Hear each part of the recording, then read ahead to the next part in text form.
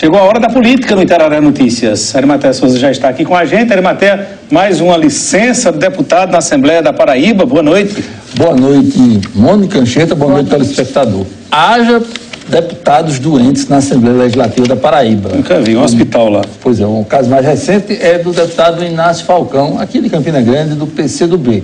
Eu conversei ontem sobre esse assunto, mas antes de tratar sobre a licença, eu perguntei ao deputado, que também é pré-candidato a prefeito de Campina Grande, se existe uma ação de setores da oposição, a exemplo do PCdoB, o seu partido, e do PDT, para isolar as lideranças do PSB desse processo de discussão acerca da sucessão campinense. Vamos conferir. Não, de forma nenhuma. Eu, inclusive, tive semana passada batendo papo com alguns amigos da oposição em Campina Grande. Inclusive, na próxima quinta-feira, dia 7, estaremos sentando novamente. Inclusive, o secretário Fábio Maia, juntamente com os vereadores do PSB, estarão participando desse encontro em Campina Grande. E tenho certeza que vamos construir juntos, não só o PSB, como outros partidos, o PDT, o Podemos, o PCdoB e tantos outros partidos que fazem a frente de oposição em Campina Grande, exemplo do PDT e PTB.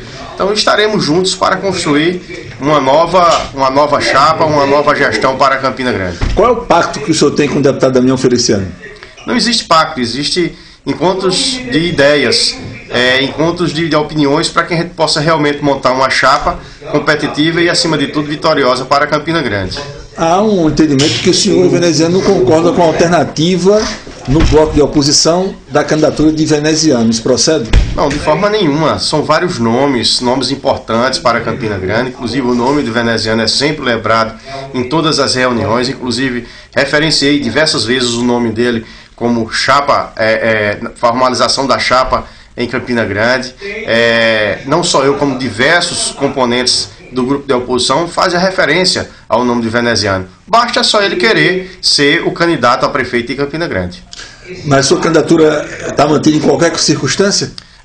A nossa candidatura está mantida, claro, evidente, é uma decisão nacional do partido, mas estamos construindo ao longo do tempo, não só o meu nome, mas nome de outras pessoas que compõem o PCdoB em Campina Grande. Claro que, além do meu nome, tem vários nomes que têm musculatura e capitalidade para enfrentar uma chapa majoritária em Campina Grande. A possível candidatura do secretário de Saúde, Geraldo Medeiros, pode atrapalhar a união das oposições em Campina? Não, de forma nenhuma. Geraldo também é um grande nome, tem sendo referenciado o nome dele na composição da chapa, no momento que, se não for compor a chapa, mas é importante no processo eleitoral da construção de um projeto futurista para Campina Grande. E o nome de Geraldo, não só o nome de Geraldo, como de vários nomes que estão lá discutindo o projeto para 2020 para Campina Grande. O senhor está cogitando ter a licença da Assembleia?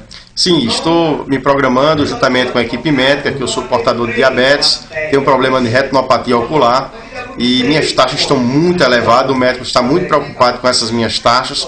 Estou precisando de fazer uma bateria de exames em Campina Grande para realmente ter uma forma de como fazer o medicamento certo para combater essa patologia ou amenizar as taxas que estão um pouco elevadas na minha patologia de diabetes. A sua saúde permite essa pré-candidatura a prefeito? Claro, isso aí é só controle. Nós estamos fazendo um autocontrole de medicamentos, fazer consultas periodicamente, que eu sou um pouco relapso com essa questão de consultas médicas, mas estou me conscientizando que é importante você estar lá próximo ao médico fazendo o levantamento e controle de todas as taxas que me permita fazer através de exames clínicos. Então, eu acredito que todas as caminhadas que for percorrer na minha profissão política, estarei sempre fazendo esses controles. Pois é, o deputado Inácio Falcão deverá encaminhar esses atestados médicos e se afastar da Assembleia aí, mas disse que está necessitando da licença, mas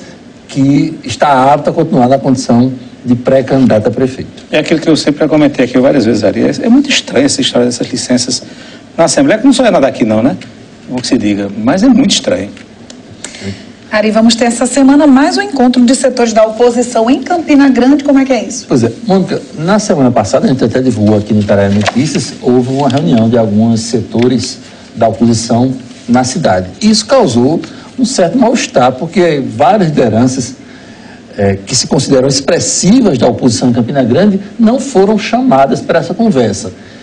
Os principais protagonistas da reunião da semana anterior, caso, por exemplo, do Olímpio Oliveira, vereador do MDB, do secretário de Estado Gustavo Feliciano, disseram que foi um encontro casual, mas boa parte da oposição não engoliu essa casualidade.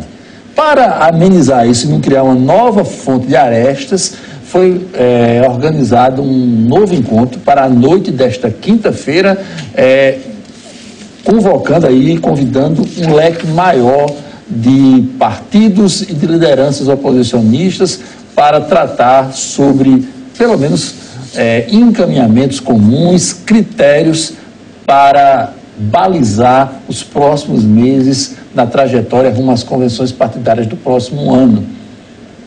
Quem não vai, já avisou antecipadamente, e se perfila como um oposicionista, é o empresário Arthur Bolinha Almeida, do PSL. O restante da oposição deverá ser convidada e marcar presença nesse encontro da quinta-feira à noite.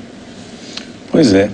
Será que vai estar todo mundo nessa mesa mesmo? Vamos conferir o quórum aí, né? Como é que vai ser? Isso é como essa história do palanque de Bolsonaro aqui segunda-feira. Até no próprio PSL local é complicado. Imagina, será que Julian Lemos, deputado federal, e Moacir Rodrigues, deputado estadual, estarão de mãos dadas nesse palanque, Ari? A conferir, né? Ou pelo menos a elasticer o palanque, parece que eles fiquem bem longe, né? Vamos ver, né, como é que vai ficar essa história. Bem, vamos a Brasília saber os bastidores da capital federal com Napoleão de Castro. Anchieta, meu abraço, boa noite a você, Mônica Vitor, Arimatea Souza e ao nosso telespectador da TV Itararé nesta noite de quarta-feira, na marca da exclusividade, voltando de Brasília, Senado da República, no acompanhamento dos temas importantes aqui na capital federal para o nosso telespectador. Dizer a você que tivemos ontem no Palácio do Planalto a solenidade dos 300 dias do governo Jair Bolsonaro, onde ele pôde fazer uma exposição, uma explanação em cima do que foi feito pelo seu governo até agora, nesses 300 dias. E ontem também, final da tarde, início da noite, ele esteve aqui no Senado da República, gabinete do presidente Davi Alcolumbre, presidente do Congresso, para entregar as novas medidas fiscais, administrativas e também de ordem em relação ao chamado Pacto Federativo. E essas medidas geraram polêmicas, algumas até com muita repercussão hoje em nível de Congresso. Aquela que trata da diminuição de municípios no país. Pela proposta do governo, até 1.254 cidades, do ponto de vista institucional, enquanto município, poderiam deixar de existir a partir dessa lei. É que cidades com menos de 5 mil habitantes, ou que não tenham na sua receita própria mais de 10% daquilo que é arrecadado pelo município, deixariam de ter a condição de ser exatamente uma sede municipal. Seriam incorporados por outros municípios. Isso aí representa algo em torno de 68 a 70 cidades no nosso estado da Paraíba. E esse pacote de reformas, ele também tem alguns aspectos positivos que foram ressaltados pelos parlamentares. Foi o caso do deputado Pedro Cunha Lima, do PSDB. Ele que vem com a chamada PEC dos penduricários, defendendo o fim de alguns privilégios por parte da classe política, administrativa e de uma forma dos três poderes no Brasil, falou com a gente sobre como ele viu exatamente essas propostas. Finalmente a gente está nesse momento de país, existe um sentimento muito forte de perceber de que o Brasil oficial, o Brasil das autoridades, o Brasil do deputado, do senador, do procurador, do ministro, do desembargador, é um Brasil de abundância, é um Brasil onde não falta nada, existe o suprimento de todas as necessidades e mais um pouco desse país oficial, e no Brasil real, o Brasil do povo que mais precisa, do povo mais vulnerável, não tem saneamento básico, não tem creche, não tem segurança, não tem capacidade de desenvolver um projeto de vida, é tudo travado, uma burocracia maluca, um estado de corrupção generalizada. Então existe um atrito muito grande entre esses dois universos. Deputado Pedro Cunha Lima conversando com a nossa equipe. De Brasília, Napoleão de Castro, para o Itararé Notícias. Bem, como a gente viu aí nesse direto de Brasília com o Napoleão, o assunto de momento é essa história da possibilidade do fim dos municípios, de vários municípios com menos de 5 mil habitantes. Na Paraíba, um número aí de mais de 60, quase 70, né? Se fala em 68 municípios. Na verdade, esse levantamento, ele pega os municípios que têm menos de 5 mil habitantes. Isso. Esse seria o primeiro ponto de corte.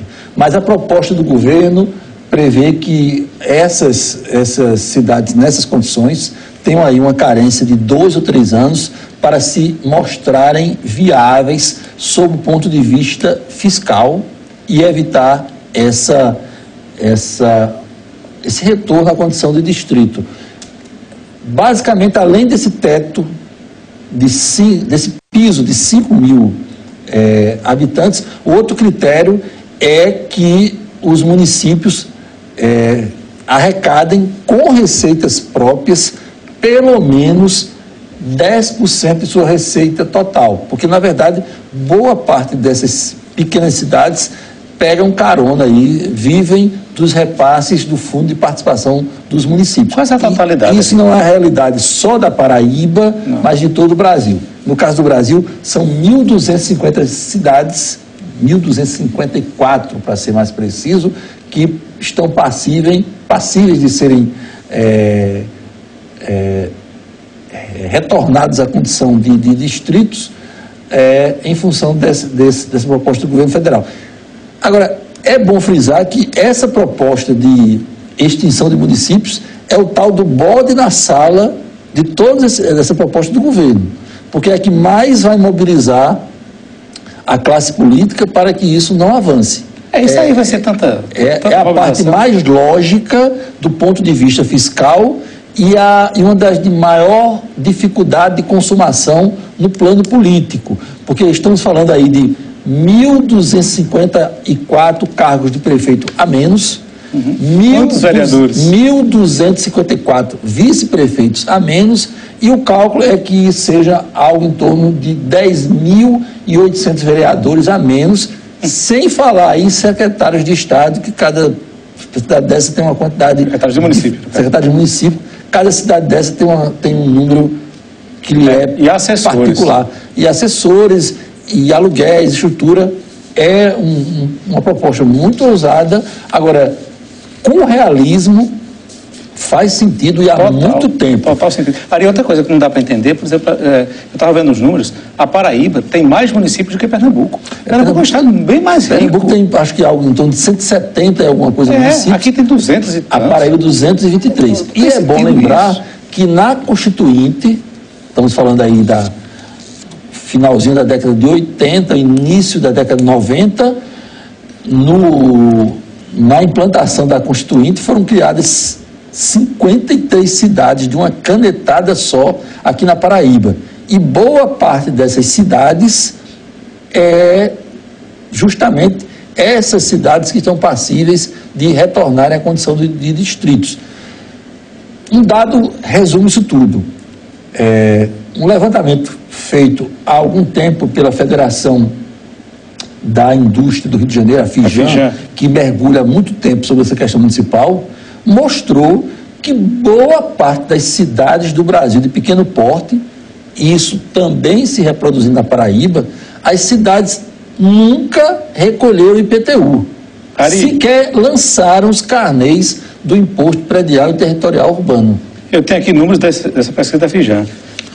Uma em cada 3 cidades brasileiras não possui arrecadação própria suficiente para bancar a estrutura administrativa, por exemplo, a Prefeitura e Câmara de Vereadores. Isso representa 1.856 cidades de um total de 5.337 municípios brasileiros. É muita coisa, amigo. É uma situação muito complicada. Aqui na Paraíba só tem 3 municípios com autonomia própria, né? João Pessoa, Campina Grande e Cabedelo. Pois é. E se você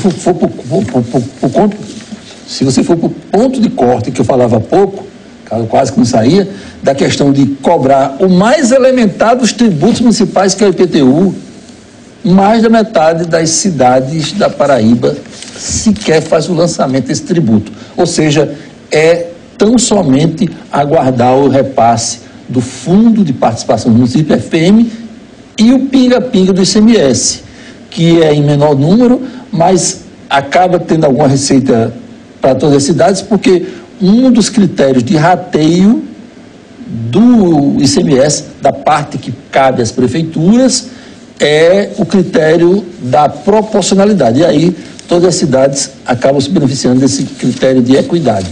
É bom lembrar que 25% de toda a arrecadação do ICMS do Estado é repassado proporcionalmente aos governos municipais. Pois é.